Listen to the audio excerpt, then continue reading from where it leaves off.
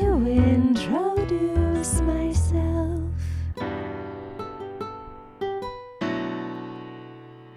Stoner Story Witch.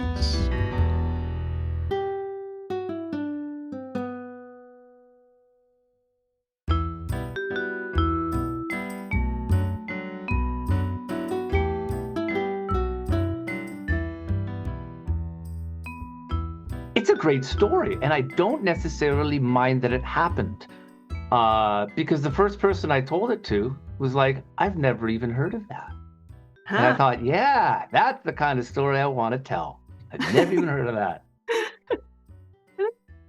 Oh my God. Which in a way that relates because we're trying to write stories that no one else could tell. Hello and welcome to the Stoner Story Witch. My name is Kristyn, and I am grateful to be hosting this podcast on the lands of the Chorotega people, colonially known as Costa Rica. Today's episode is essentially chapter 2 of the writers group process that I began in August of this year with my friend Matt. And so you can, if you have missed that episode, you can go back and listen to that for a little introduction. But today's episode really is going to be some snippets of some conversations that he and I had in early September. And I just have to name what an interesting experience it is to, have recorded a conversation in July that then is published in August, and then we don't talk again until early September. And then I'm listening to those conversations and editing them in the middle of October. It is a really interesting experience of, like the cycles of time or something. What also feels really interesting about the cycle of time, and I mentioned it a little bit, is how the theme of this writers group and having someone that you are able to invite into seeing your creative work as you are getting it into the world, how that is like an incredibly vulnerable process, and like the importance of doing it well, at least for me, at least in my experience. It's something that I remember learning from Sarah Faith Gottesdiener of the Moon Studio and the Moonbeaming podcast. A couple years ago, I attended a course called Resourcing the Creative Self. I think a lot of that continues to resource me to this day. But I remember one of the things that she said is like, protect your creative babies. Like, do not share them with just anyone, as they are still finding purchase, as they're still like gaining their way into the world, especially like what a non-starter it can be to be, without being really clear about what it is you are sharing, why you are sharing it, what it is you're hoping to get out of sharing it, to be exposing ourselves in that way, to our beloveds, can sometimes be opening us up, and for me, and I'll speak for myself, open myself up for attachment injury. Much like I talked about, speaking of the timelessness, I as I was listening to these conversations, and as I just continue to think about that scene in Little Women, I can paste the link to the podcast episode where I talk about it, but where Jo March is talking to the professor Friedrich and trying to get a sense of, of camaraderie.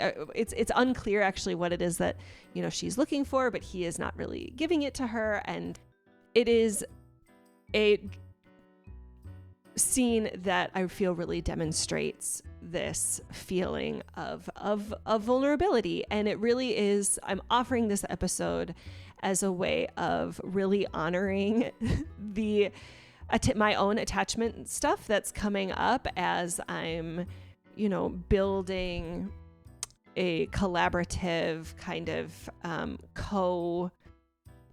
co-editing, co-resourcing, if you will, with, this friend that I met in my writers group. So the process has been lately for our writers group that, we meet once a week and we chat about our stuff. We press record to just kind of get some of the antsiness of what it is to like press record. out of the way. The majority of our conversations are not intended for the public. I will not be at this time sharing any samples of the writing that we are doing, but just kind of more some of the conversations that we're having kind of about the writing process itself. We are creating the space to talk about the feelings that might arise in us from the other person's work or from just the process in general. Today's episode really is an emphasis on kind of, for me, confronting that attachment wound of like, you know, the vulnerability of sharing your work with someone. And for me, it is transmuting maybe like the shame of like, oh my gosh, you know, like there's feedback. I didn't put it onto the page perfectly the very first time I put the words down.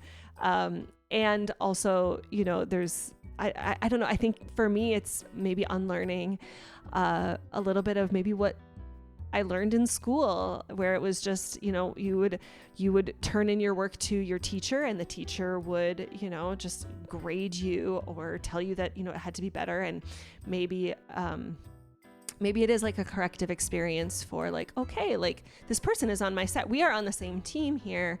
They are trying to help me bring the best possible version of what it is that I'm trying to convey out into the world, right? I know what it is I'm trying to say. I know what I'm trying to convey, but am I actually properly putting those words onto the page? You know, somebody who's not in my brain, who doesn't see it, who doesn't feel it, when they read the words that I've written, what are they picking up? And it's such a necessary process.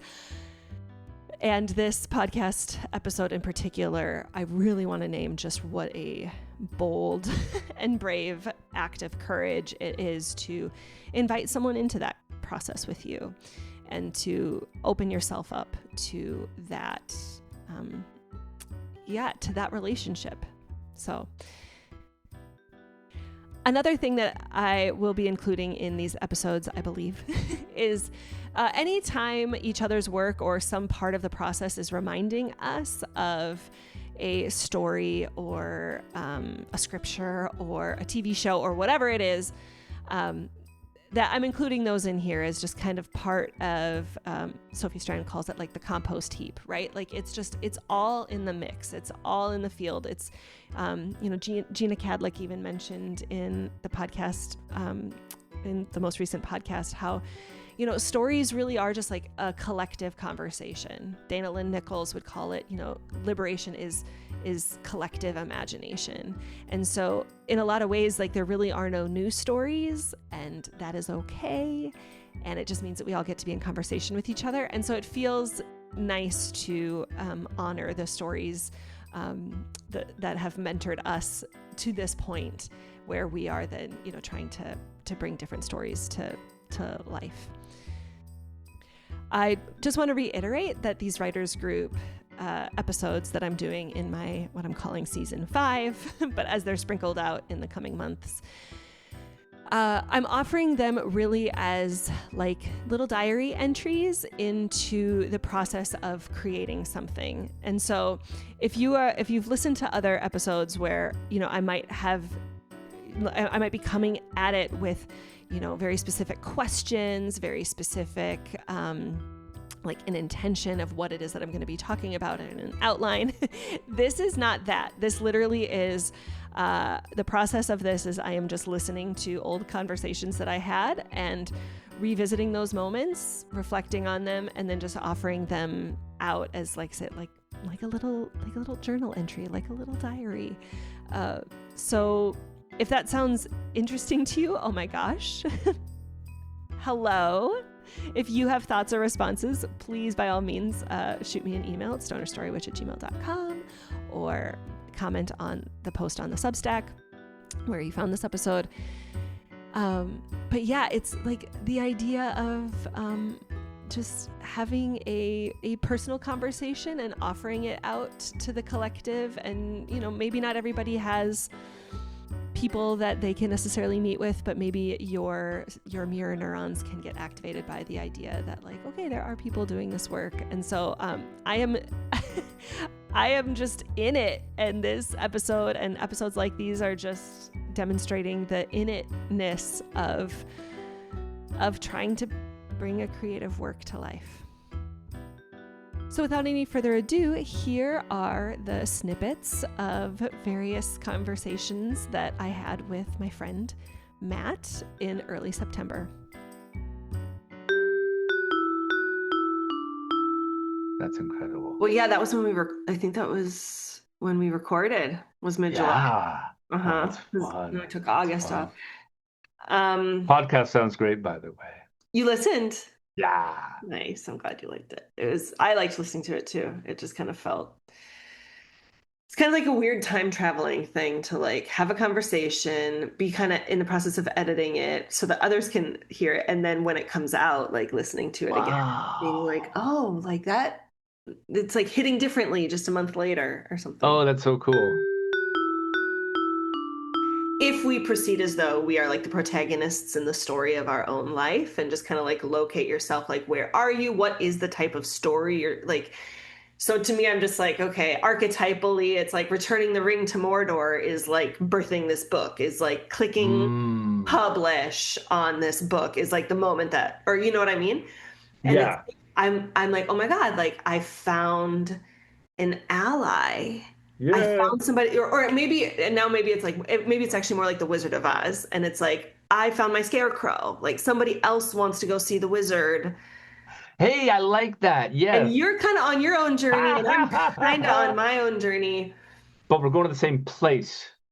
Yeah. And I think it is a really intimate relationship, a really intimate journey. And also, we are needing to survive in capitalism, and so it's like it's a dark story. It's a really dark Wizard of Oz where it could be a couple months, and the scarecrow has like been so busy trying to deal with the mental health of their family and the collapsing financial system. You know what I mean? Where it's just like working in the witches' minds, sort of. Yeah. Yeah, and so it's like, well, even like I've just noticed the more excited I get about writing and like having us meeting kind of with this intention is like the more I find myself getting afraid that like I'm gonna lose it. Like, oh well, what like that's a busy guy. Like I think you're as earnest as I am, and that's pretty rare. I think my earnestness is not something I always find in others, and that's something that I feel like you meet and match my earnestness in a way that like being earnest isn't cool. It's trained out of us, I think, in the 90s. Yeah. I've had to work to like earn it and own it, I guess.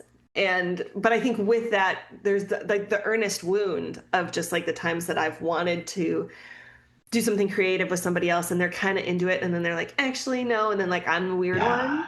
Yeah. And I was just like, but you know what? Even if that happens, I don't think that like it's because Matt thinks I'm weird. I don't think it's probably just because like Matt has 3 kids and is like, anything that would take me out of this would be purely environmental. It would be, what did they say?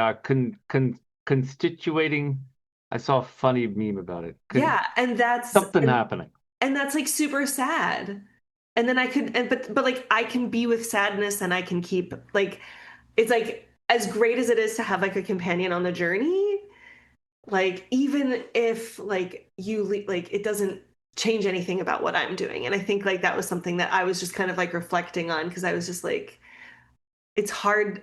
Like the attachment stuff that comes up, I think, when you're like in relationship with somebody else, and then what if it doesn't go the way you want it to be? I'm thinking of, I did an episode on Little Women, and there was one where she's like trying to show her work to the professor, and he like is critiquing it, and all she wanted was for him to be like, I love it. And that was like the thing that like kept her from writing ever again until she finally, years later. Anyway. And I was just like, oh, this kind of feels like that. And it's like, oh, but I don't have to do that. That doesn't have to be my story, right? That's right. No matter what, the affirmation is there. And yeah, I'm enthusiastically earnest about this. So Do you want to share anything about what, like, since recording, or I mean, you shared a little bit about rearranging your books, but I don't know, Yeah. before we drop in and do whatever we want to do today. Do you know what happened 2 days ago? It's kind of funny. I don't know if you noticed.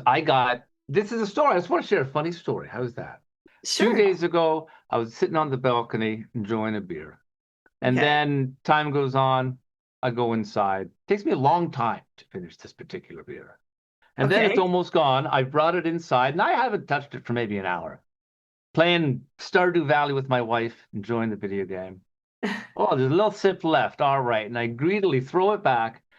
And it's like, oh, is there like a stick in here? And then suddenly I'm stung by a wasp on my tongue 4 times. Oh no. And I'm like, no, no. And my tongue was massive. I was this close to calling 911. Yeah. Because if he had stung me on the back, I wouldn't have been able to breathe. And I had prepped just mentioning that in case I'm talking funny, because my tongue is all bruised still. Oh no. Now that you say it, I Yeah. guess I notice it, but I didn't think anything of it. Yeah. And at this point, now that I've actually been able to sleep a little last night, because the first night was not easy, it's a great story. And I don't necessarily mind that it happened. Because the first person I told it to was like, I've never even heard of that. And I Huh. thought, yeah, that's the kind of story I want to tell. I've never even heard of that. Oh my God. Which in a way that relates because we're trying to write stories that no one else could tell. Yeah. Yeah, that's true. And Oh, well, I'm in glad some ways, that's even more true about fan fiction. yeah. The one Yeah. they didn't tell. And Right. only you could tell that. I'm working on it. I'm working on it. Yeah, I'm excited. Yeah, yeah. Um, Because one thing that I always kind of, or at least lately, lean towards in my writing is the process of deconstruction, right? yeah. Like shortly after my faith fell apart, I went to U of T and I took an introductory sociology course. And they talked about stuff like people going through normlessness after deconstructing from big world views, like where sort of the norms, the things that are normal, the worldview that you don't even necessarily think about, but that you view the world in, Uh-huh. when it falls apart, that's a weird place to be, and you can't stay there because you got to rebuild everything. Um, Right. uh, and so I want to write about that. People who go through it and are able to rebuild, people who can't. And just I feel just really grateful that you're sharing this with me because like Ah, you you just wrote kidding? it. It's like the fucking or like it's just like it's the origin and it's like I just recognize it's like a very vulnerable thing and I want to make Oh. sure that I like properly I guess I'm curious to ask like maybe just even like how does it feel sharing it with me and then the next question might be like what would feel good for me to get like you want my questions, do you want like just me to parse out what it felt like to read it, like what would be helpful for me from I'm here for all of these things and all of these honest reactions. I'm totally here for. It's really encouraging to hear about, yeah, that he seems effective and meaningful. Because I also want to, I always, regret is one of those things that can really bring folks down. And I want to make sure that there's a cure for regret in having only one path. Uh, that's the only flaw I see in my book, that the one thing that our heroes do get is they get the chance to relive all of their lives without the danger of it. So I want something for the other characters who are left behind with only their one life to live. But thankfully, I have a lot of characters. So, and I do have, now that I say that, I do have a disaffected, almost elderly man character who could, yeah, I just want to, that's an important thing for me. the cure for regret. First, I love that. Yeah, I love that you're like holding your readers so thoughtfully and care. Like just that. I think that's another Well, thing. it's the deconstruction thing, right? Because a Yeah, lot of that's people come out mad. I think it's, well, if I may, I think it's almost more the like, I guess I feel more of a sense of compassion for that like Christian part of you that's probably still like that compassionate part of you that was probably still there as a Christian. Like, okay, well, like how do we, like the attunement that I think kind of comes when you feel companioned by spirituality, like the part that's still intact, even when like, and yeah, to like be caring for your reader like you'd be caring for your congregation, kind of like, well, I have this sermon and I also know people might feel this way, people might feel this way, but there's actually the chance that people could hear this sermon and feel regret. So how do I tend to them? How do I care for them? And that just feels like such a skillful attunement for any writer to be caretaking their readership that way. That And is such a cool way of looking at that. Wow. Oy. okay, so I Well, mean, that's super useful. You should, if you're feeling it, tell me about your stuff and how yeah, I can, as we would say in the olden days, how I can minister to you. I'm just curious what it would be like for somebody who has not read it at all. It's kind of, I think I can just contextualize. I just sent you like, as if you're opening up the book, other than that like little prologue, like this is what you're, Hmm. and ideally I could give people enough of what's going on that they won't be like so lost without having read the first three books. What are you actually like super confused about? What, like just kind of some more technical things to just care for my friends that might be reading this that are like, sorry, I can't read three books before, Ah, kind of thing. right. So like an outsider's sort of point of view. So I shouldn't look up the lore and the wiki of this universe. Yeah, I think no, I certainly don't want that to be labor that like you have to do. Or if you notice yourself doing it, be like, I needed to look this up. Or Right. but I'm happy to answer questions and maybe, and again, maybe, I don't know. Like it's just it's interesting because to me I'm like, oh, like I get it. I wrote a little thing. People will get it. And it's like, yeah, they might not, Kristyn. So I um will be the one to find out. yes, you will. I'll be the one to find out.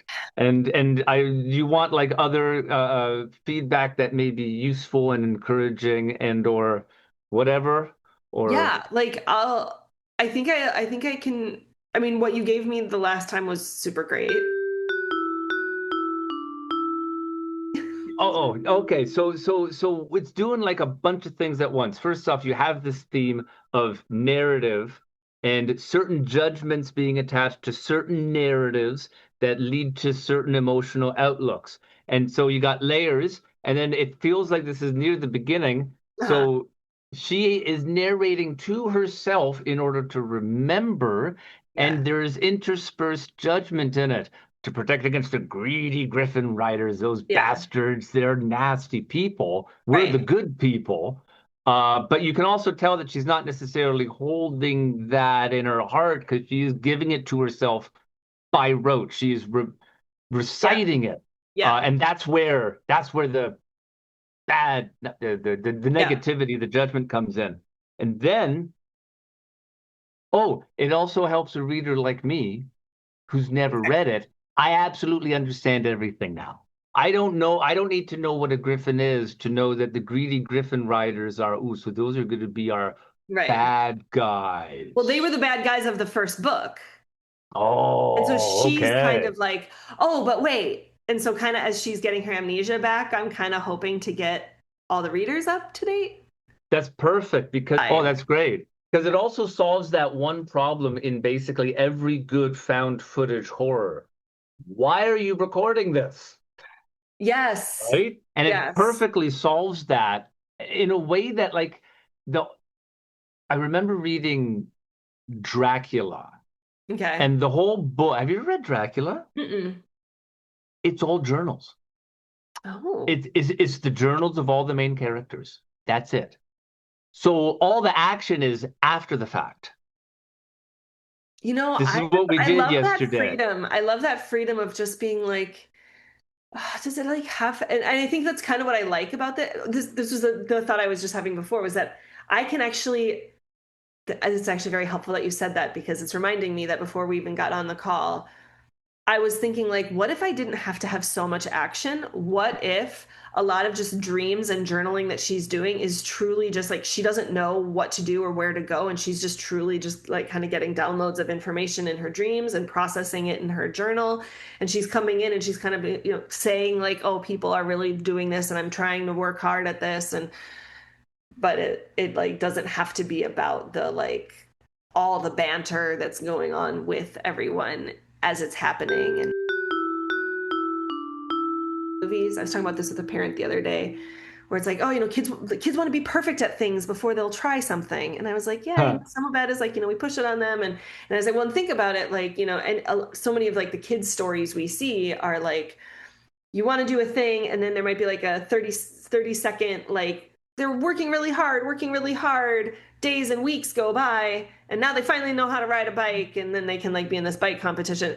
But it's like, we need to really pay attention to the fact that in that, like, they're making the, it makes you think of like those graphs that have those like little twigglies to like distort it. It's like the majority of time of this story, of this event, like if you actually broke it out, like the majority of the story is just them riding the bike. Like learning writing doesn't have to be lots of action.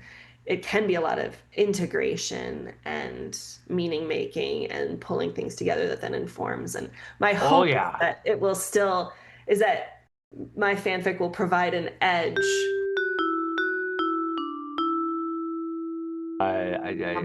Just delightful. The Dispossessed, my favorite book. Okay. And I discovered some years ago that there is a short story that she wrote set in the same universe about Odo, the leader of the anarchistic movement that moves to Eurus in the first place. And it's just an evening in her life.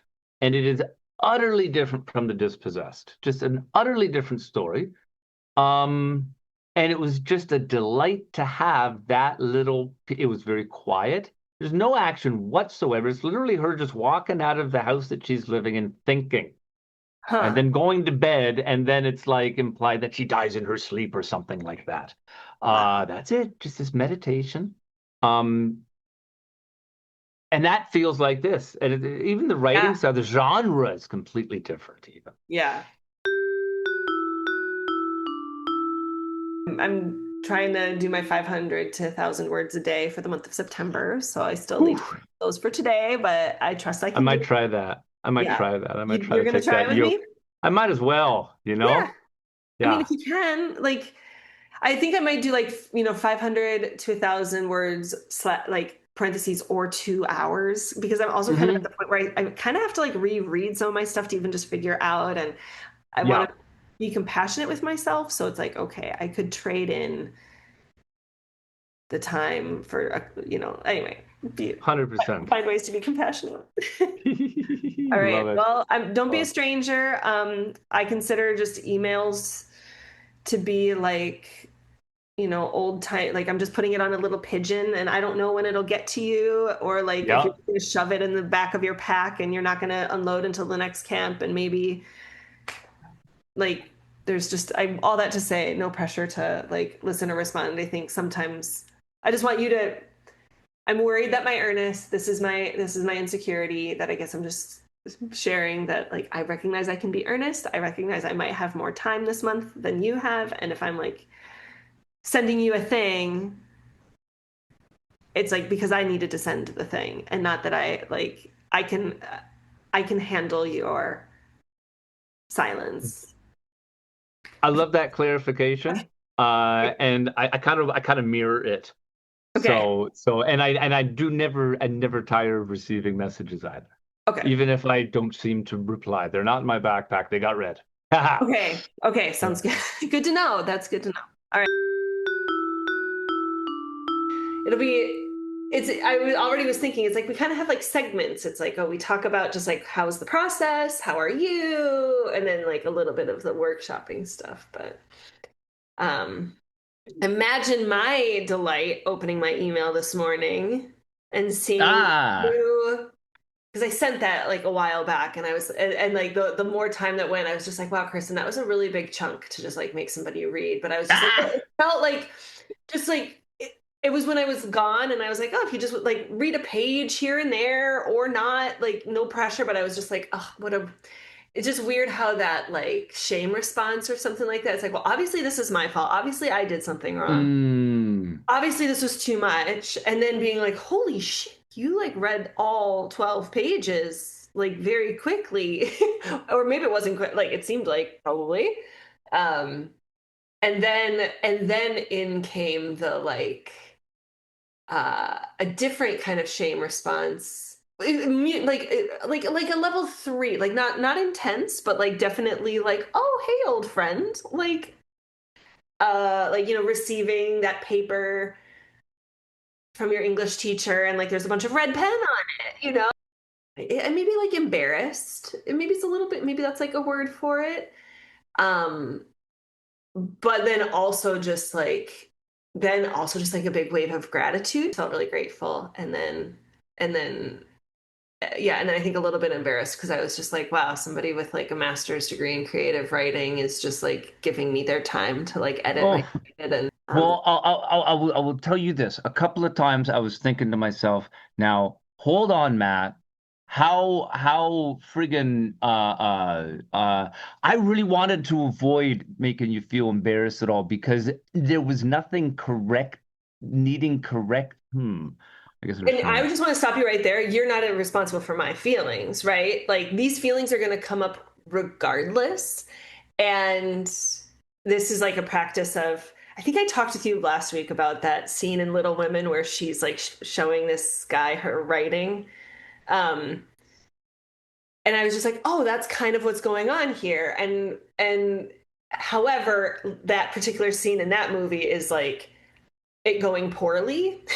And this is me being like, I'm just gonna name that like, okay, these feelings came up and it was nothing to do with you and everything to do with like, this is what capitalism has done to like the creative process where it's like, let's create, but then like, let's make sure it's perfect. Let's make sure. And it's like, and the goal isn't to make me feel, but it's like, I want this to be good. Like I want the reader, like I want anybody who reads this to understand it, to feel the feelings that I'm trying to evoke in them, to whatever, like to companion them in some way. And like if you can help me do that, I guess it put differently, it also reminded me, this is when we first moved here to Costa Rica, we had some things around our house that we like needed fixed, and we like didn't even like know where to buy a hammer, but we knew somebody who like was a fix-it person, and we're like, oh, you want to come over? And like we kind of like told him what stuff we needed done. They didn't tell us when he was coming over, but then just one day out of the blue, he comes with like 10 guys. And they like the one guy to do this thing. And like he just had like a team of people.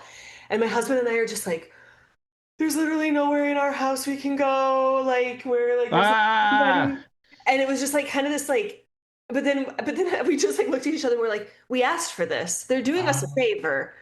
This is a good thing. Like this will, like we wanted this. We asked them to be here. This is a good thing, And so it's almost like a little bit of that, like, okay, like, hey now. I'm really in your house. Yes. Yeah. And so it's like, you are doing what I'm asking you to do. My feelings about it are just that's my experiences, from being in school. It has absolutely you've done nothing. You've done everything right, Yeah. I will tell you this. About halfway through, I realized that I had been unconsciously treating it as I would have treated some of the other pieces from people that I've been writing with for 10 years. Oh. And I did suddenly think to myself, no, wait a second. Am I overstepping? No. I don't know. But if so, we'll find out. No. So for you to voice that is useful for me. And I hope that it's useful. That's all. I think that we have. Well, I don't want you to change anything. It is very early days. Yeah. Flattered that you treated it like you would anybody else. I don't want you to change what you're doing.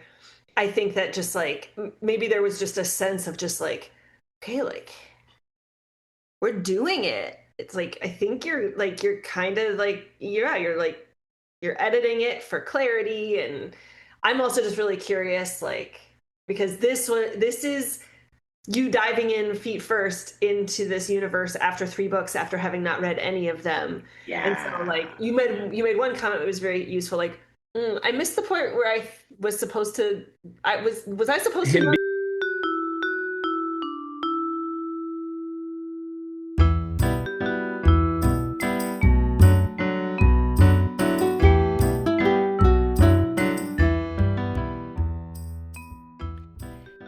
Thank you so much for listening to today's episode. Thank you, Matt, for continuing to meet with me and trudge along in this journey.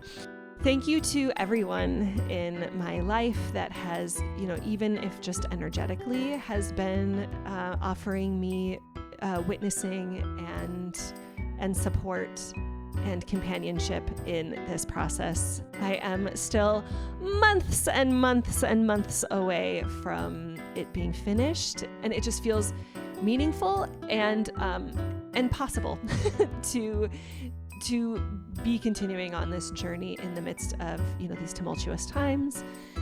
Just knowing that there are people in the world that are collectively imagining with me and companioning me. So thank you, thank you, thank you.